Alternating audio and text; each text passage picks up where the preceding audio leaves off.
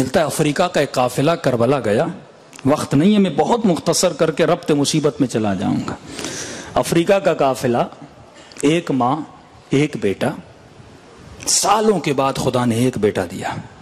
نیا نیا عراق آزاد ہوا، صدام جہنم واصل ہوا کہ جیسے پہنچے تھے چوکیاں بہت تھیں.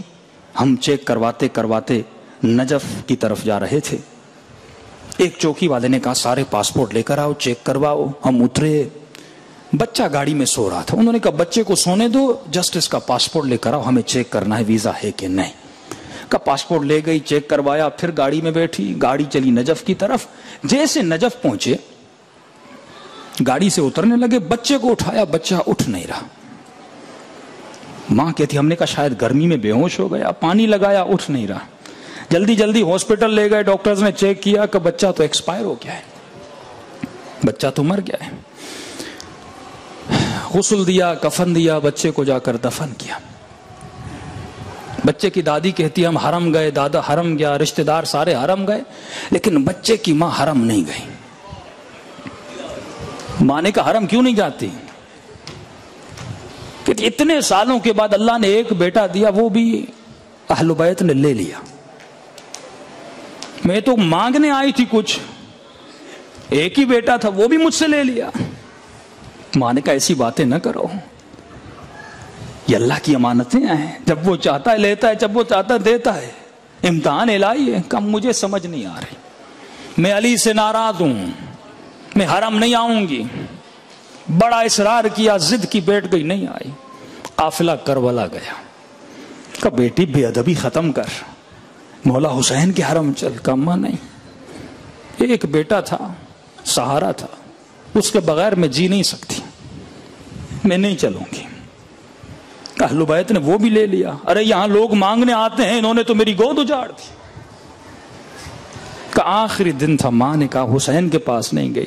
کہ شکایت ہے، شکوہ ہے، ناراض ہو، مجھ سے کیوں لڑ رہی ہو؟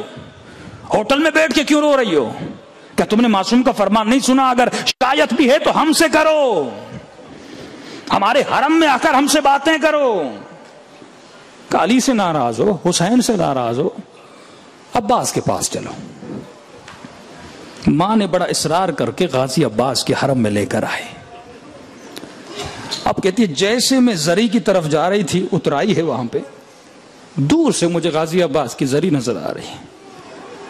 جیسے زری نظر آئی، ماں کہتی ہے میں خود کو روک نہیں پائی. کہنے لگی غازی عباس مجھ میں زینب جیسا حوصلہ نہیں، مجھ میں حسین جیسا حوصلہ نہیں، میں بیٹے کے بغیر جی نہیں سکتی. یا ایک کام کرو، مجھے مار دو، میں ایسے واپس نہیں جاؤں گی.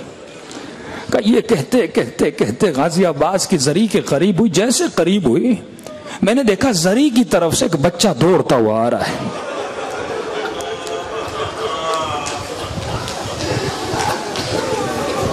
پہلے کہتی ہے میں نے سمجھا خواب ہے، شدت گریے میں ایسا منظر دیکھ رہی ہوں. رو کے کہنے لگی اماں یہ میرا بچہ تو نہیں. ماں نے کہا یہ تو ہمارا ہی بیٹا ہے. دوڑتا ہوا آیا اور ماں کے سینے لگ گیا. پریشان، میرے لال اتنے دن تو کہاں تھا؟ تجھے ڈھونڈ رہی تھی. اماں میں آپ کو ڈھونڈ رہا تھا. کیا مطلب؟ اماں جب میں نے آنکھیں کھولی، میں نے لوگوں کی بھیڑ میں خود کو پایا. آپ کو بلایا، دادی کو بلایا، انکل کو بلایا، کوئی نظر نہیں آیا. اماں اتنے میں دور سے ایک گھوڑے سوار آ رہا تھا. اس گھوڑے سوار کے ساتھ ایک حسین خوبصورت جوان تھا. اس نے کہا میرے لال پریشان کیوں ہے؟ کس کو ڈھونڈ رہا ہے؟ میں نے کہا اماں گم ہو گئی ہے. اس نے کہا گھوڑے پہ بیٹھ جا، میں تجھے اماں کی طرف لے جاتا ہوں. کہ اماں میں نے ہاتھ بڑھایا. گھوڑے سوار نے کہا میرے لال میرے ہاتھ کربلا میں کٹ چکے.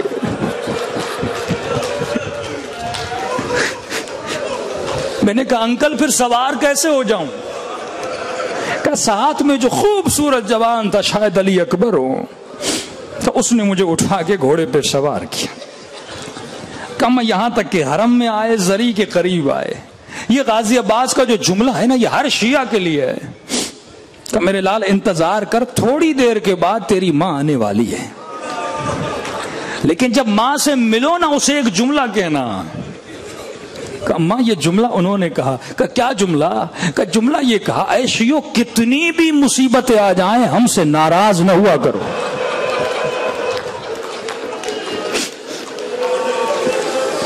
ہم سے تمہاری ناراضگی برداشت نہیں ہوتی.